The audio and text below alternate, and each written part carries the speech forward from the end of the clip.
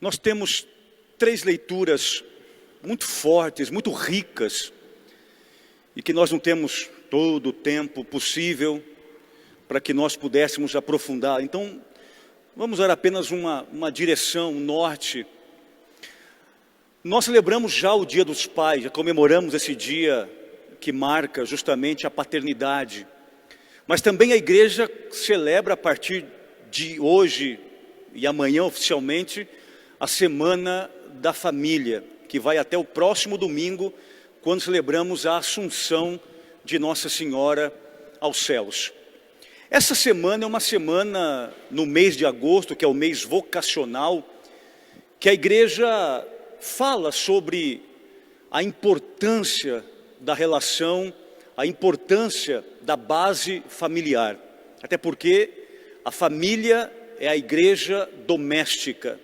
A família é a base da igreja institucionalizada, como é esta que nós estamos dentro. Mas eu queria pensar que as leituras de hoje nos fala do Pai, de Deus Pai, e um Deus Pai que nos presenteia. Diga-se comigo: anjo, Espírito Santo, pão do céu. Pão do céu. Perceberam isso? Primeira leitura tem um anjo na vida de Elias. Segunda leitura, Paulo fala a Éfeso sobre o Espírito Santo, para que nós não o contristemos, não o deixemos triste. E o Evangelho é Jesus na sinagoga de Cafarnaum, falando sobre o pão que desceu do céu, o famoso discurso do pão da vida. Nós temos um Deus muito, mas muito preocupado em oferecer o melhor aos seus filhos, que somos nós. E eu também sei que tem muitos pais preocupados em dar o melhor para os seus filhos aqui na terra. O nosso Deus é um Deus que nos presenteia o tempo todo, e presente do latim é dom. Tudo que tem a ver com dom tem a ver com presente. O anjo que Deus oferece naquele momento do deserto na vida do profeta Elias é um dom, portanto é um presente. O Espírito Santo que vem a cada um de nós, que o invocamos, é um dom, portanto é um presente. O pão vivo que desceu do céu, que nós chamamos de Eucaristia, que nós celebramos e consagramos em todas as missas, é um dom, é um presente de Deus, o nosso Senhor. Portanto, nós temos um Deus que nos presenteia o tempo todo. A grande notícia, minha gente, da Sagrada Escritura, não é que nós amamos a Deus. A grande notícia da Sagrada Escritura é que Deus nos amou primeiro. É muito importante que nós percebamos isso, que você e eu, nós aqui, por mais pecadores que nós sejamos, por mais vulneráveis, por mais miseráveis que nós sejamos, nós não temos que conquistar o amor de Deus, nós já o temos. O amor de Deus não é algo que eu terei ainda que conquistar, já foi dado. E a grande prova que Deus nos ama, João capítulo 3, versículo 16, Deus amou o mundo de tal maneira, que enviou o seu Filho único, para que morresse na cruz e salvasse o mundo. E esse mundo, cada um de nós. Ao mesmo tempo, nós percebemos que o nosso Deus, e Francisco, nosso Papa, diz isso há uns anos atrás, em uma de suas pregações. Francisco nos recorda uma coisa interessante, que não é normal chamar a Deus de Pai. Porque Deus é intocável, é o Todo-Poderoso. Quando nós nos referimos a Deus, quando nós nos voltamos a Deus, a gente Percebe que é alguém muito distante num primeiro momento e que nós o chamamos de todo-poderoso, onipotente, onisciente, onipresente, Senhor dos senhores, Senhor absoluto. Mas por causa de Jesus Cristo, nós podemos chamá-lo de Abá, que na verdade da língua hebraica para a língua portuguesa, nós nem temos uma tradução tão exata. A gente chega a dizer que é papai, papaizinho, porque é uma forma que nós encontramos para entender que Jesus, quando chama a Deus de Abá, é uma relação de intimidade, de carinho entre um filho e um pai. E Paulo, na carta aos Romanos, também chama Deus de Abá, justamente porque Jesus nos autorizou que nós tivéssemos uma relação íntima com o Pai. Nós não precisamos chamá-lo de onipotente, onipresente, até porque isso é intrínseco a Ele. Os teólogos nos ensinam que a melhor forma, e aquele Deus mais quer que nós o chamemos, é de Pai. Por isso que a oração que nós rezamos na Santa Missa, que nós aprendemos desde pequeninos, não diz Deus Todo-Poderoso que estás no céu, Deus Onipotente que está no céu, mas é Pai, Abá, Pater, Pai Nosso. Falando de família, lembrando que estamos na Semana da Família, falando de pai, lembrando que estamos no Dia dos Pais. Quando falamos em pai, quando falamos em família, nós falamos em educadores, em educadoras, em mães, em pais, em responsáveis, em levar virtudes e valores aos seus filhos. Eu queria pensar justamente isso, minha gente. É com o Pai do céu que nós precisamos aprender a sermos pais na terra. Diga isso comigo. É com o Pai do céu que nós precisamos aprender a sermos pais na terra.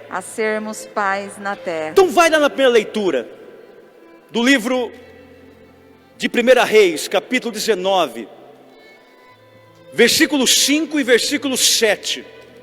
Vamos juntos? E deitando-se no chão, esse aqui é Elias, adormeceu à sombra do junípero. De repente um anjo tocou e disse: levanta-te e come. 7.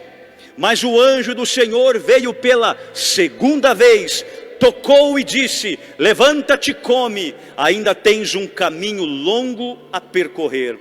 Eu queria dizer que todo pai, que todo educador precisa também ser um anjo aqui na terra. Diga isso comigo. Pai anjo, diga isso. Pai anjo. Vocês percebam que Elias é um filho, um homem importante no Antigo Testamento, um dos maiores profetas do Antigo Testamento, e que estava em depressão por causa da perseguição de Acabe e Jezabel. Jezabel, uma tirana, uma mulher terrível, maldosa, prometeu, e isso no capítulo 18, que antecede o 19 que nós proclamamos hoje, que em 24 horas o mataria, porque Elias matou os 450 profetas de Baal no Monte Carmelo. Ele, cansado, depressivo, vai para o deserto e quer morrer. No meio do deserto, depois de andar praticamente um dia, ele vai encontrar um pé de zimbro ou um junípero. Debaixo desse pé de zimbro ou do junípero, esse homem então pede a morte. Mas Deus jamais faria ou atenderia esse pedido de Elias. Manda um anjo para que o console, um anjo para que o alimente. E é bonito porque Elias come uma primeira vez o pão feito em brasa,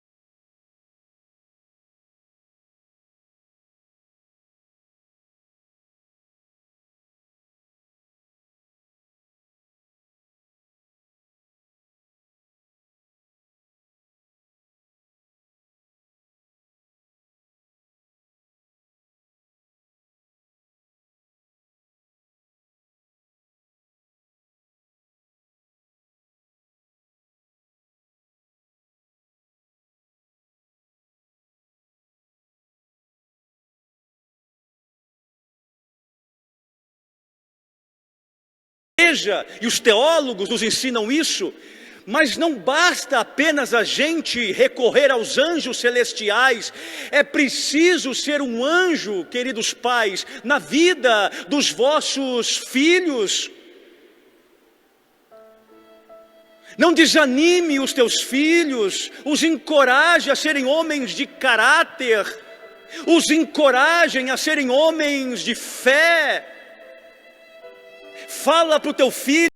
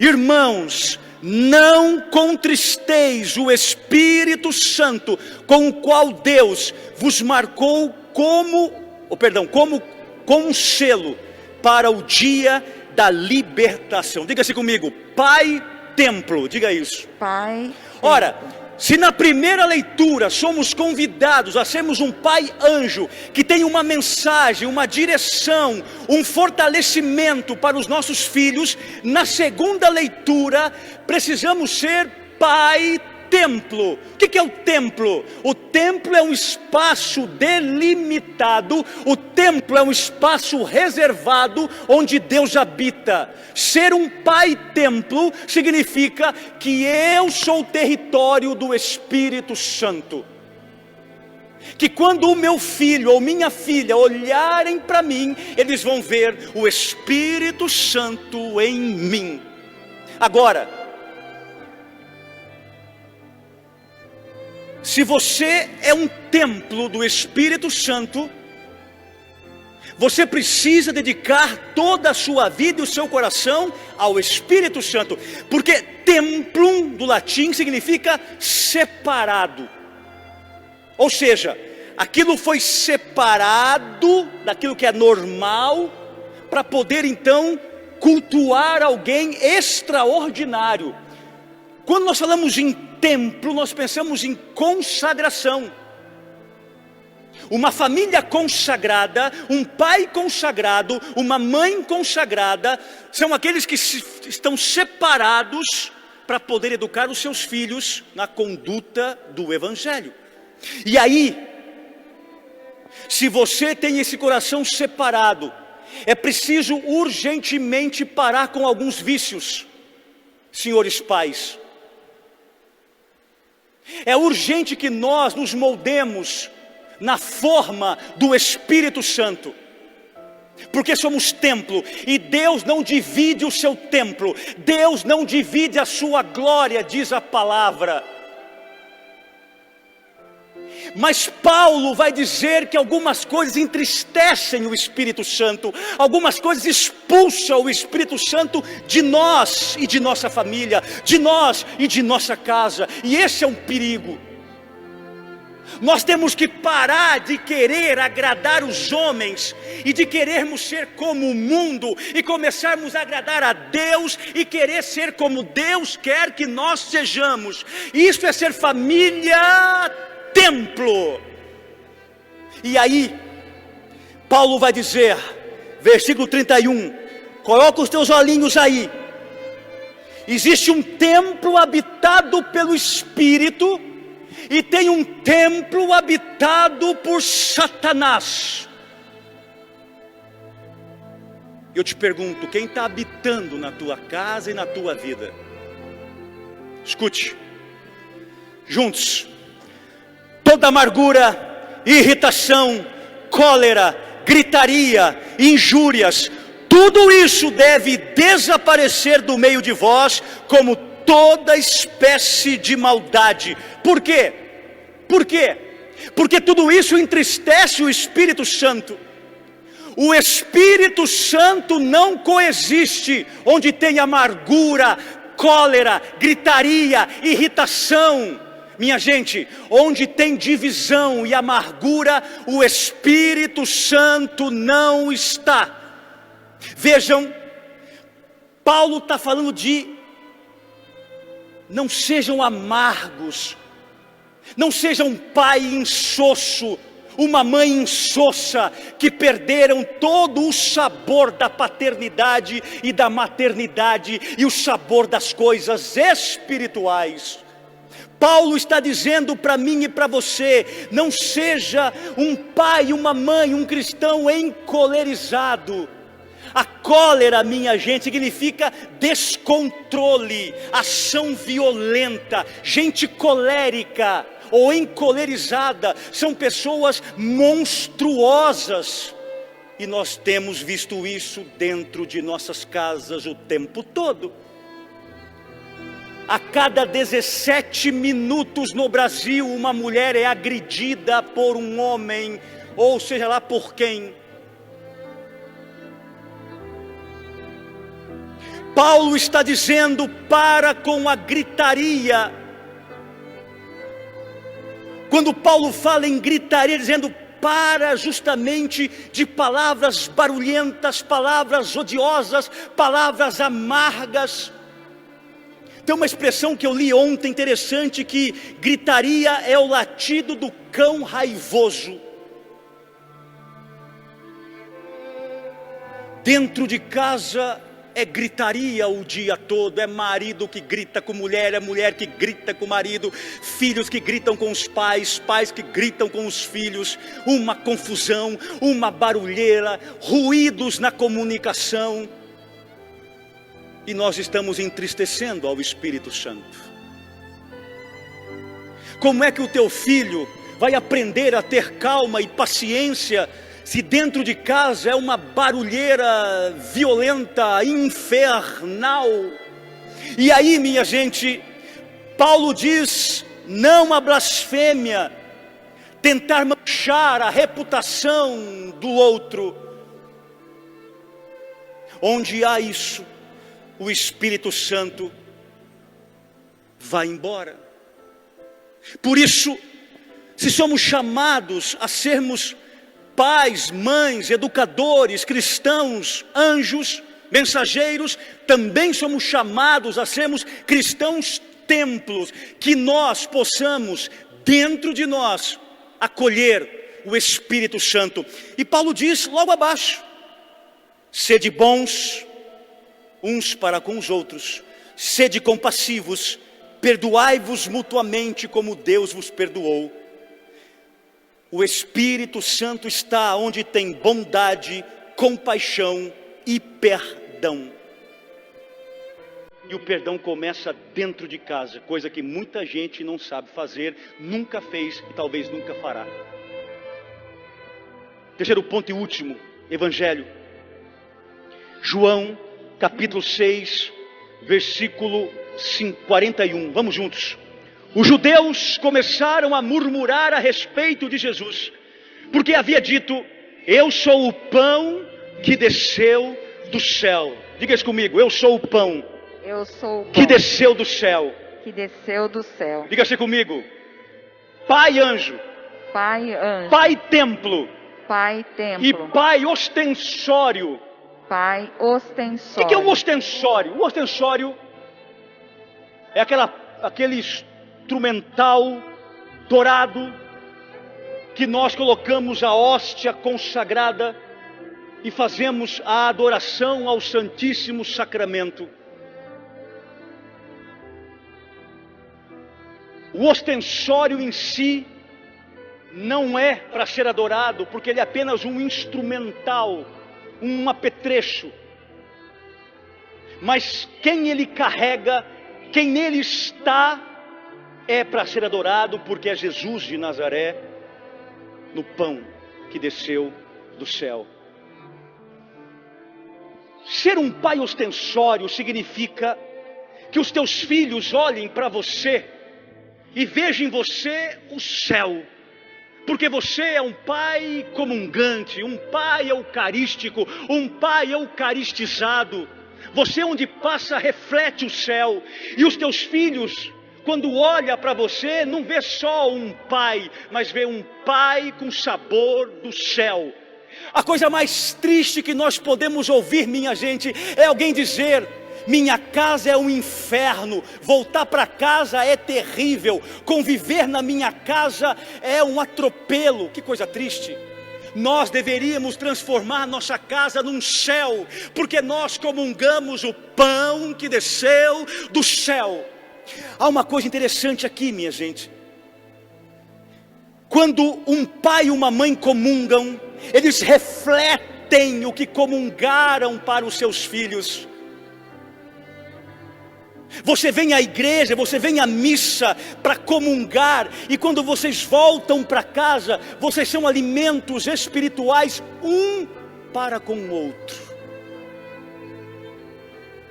Dizer que Jesus é o pão que desceu do céu, e que quando eu comungo, eu me transformo num ostensório, porque eu estou portando este pão dentro de mim, significa que ser pai é ser pão. Diga isso comigo.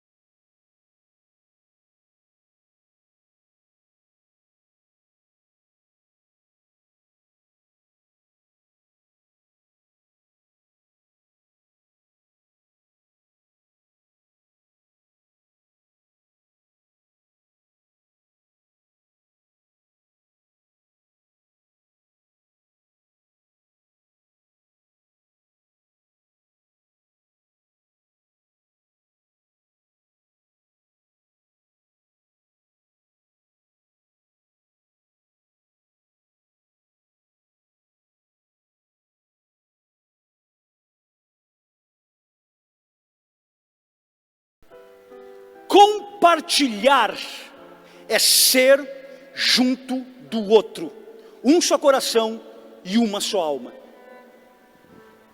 Quem só parte o pão é egoísta. Quem reparte pode ou não ser generoso, mas quem compartilha é um com aquele que ele compartilhou. Não basta ter casa, não basta dividir as contas, não basta ter o melhor computador, a melhor faculdade, as melhores roupas, se dentro de casa nós vivemos um total abandono. É preciso mais que partir e repartir, é preciso compartilhar. Se você entende essa mensagem, você entende que os anjos, que o templo, e que o céu está mais próximo da gente do que a gente possa imaginar. Se você tem um pai ou teve um pai, se ele já é falecido, que te ensinou, que te corrigiu, que te amou, que disse não, ainda sem você entender, mas que agora que você também é pai, que você é homem ou mulher, você entende. Teu pai foi teu anjo. Se você teve um pai, até sem estudo, analfabeto, simples, mas um homem educado, um homem que não a xingava, um homem sem amargura, um homem dócil, seu pai era o templo do Espírito Santo para ti. Se teve um pai que todo domingo te fazia tomar banho para vir à igreja, e quando você olhava para o teu pai, você via uma face do céu, seu pai era um pão saboroso na tua vida. Quem não encontrou ainda a paternidade, dá tempo de se converter. Não é para ser pai igual o vizinho, não é para ser pai igual não sei quem, é para ser pai igual Deus é o nosso Pai.